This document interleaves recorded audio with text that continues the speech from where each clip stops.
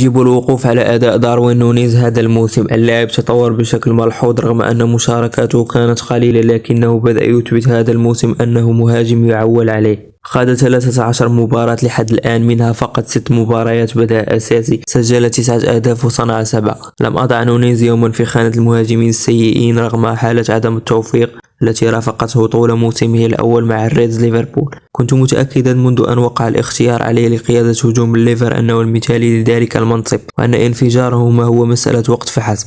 النجاح المبهر الذي حققه إيرلينغ هالاند في أول مواسمه مع السيتي ومقارنته باختفاء داروين نونيز الذي كان من المفروض أنه الصفقة المنافسة التي علقت عليها جماهير الريدز الآمال، زاد عليه حدة الانتقادات إلى أن وصل الأمر أحيانا لدرجة السخرية.